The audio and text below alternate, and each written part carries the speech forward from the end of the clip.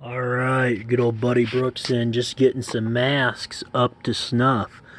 I'm recharging these with,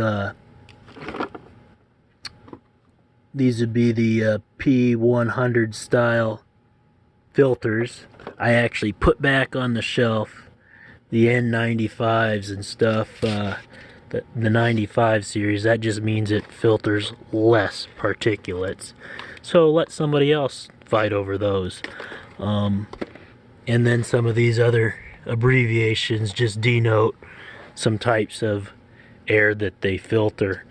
But one important thing is to note that even though they're the same shape, they may not fit. It's kind of like a cell phone charger, so you want to know what fits on what. And even though I could keep my things prepped and sealed up and ready to go, I'm keeping them on the mask so that way no one gets confused. Normally you wouldn't keep a used one, but I have in this case. I just want to write used, because at this point, you know, OSHA wouldn't want you to keep something used, but you know, just facing it, there was nothing on the shelf to the hardware store. So what do? Are you gonna throw away something?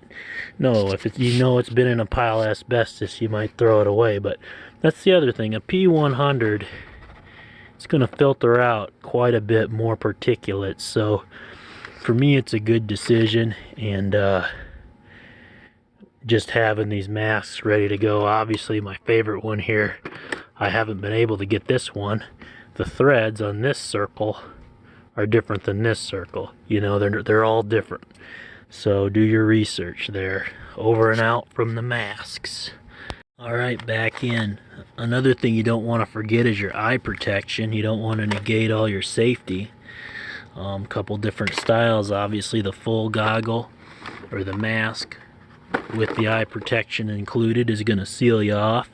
And of course, good habits. You don't want to scratch your eyes or pick your nose with your contaminated hands. So maybe some disposable gloves, or especially if you're working with real materials like asbestos or lead.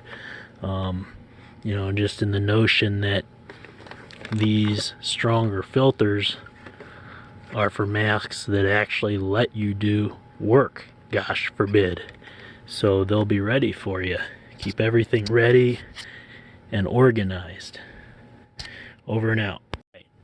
Another little tip on these masks, you might see, first you'll get to the store, you'll see the paper masks are gone, and you'll say, well, I'll get one of these. What's the difference? $10. Well, this one lets you drop that respirator off your face, whereas this keeps it pretty sealed where you have to pull it down. It's got a lever here.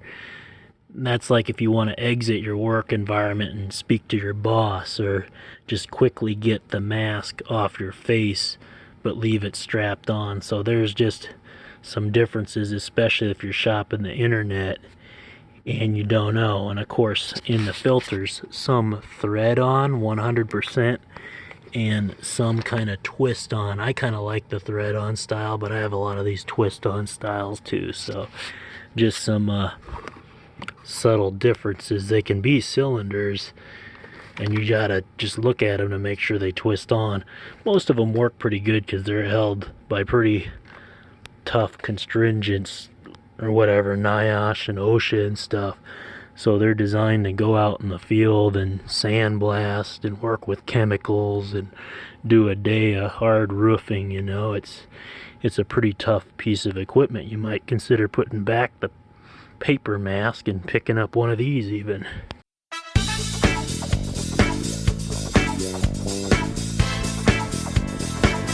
Alright, might want to just label your mask and date it, so if you see somebody took it, you can go beat them up.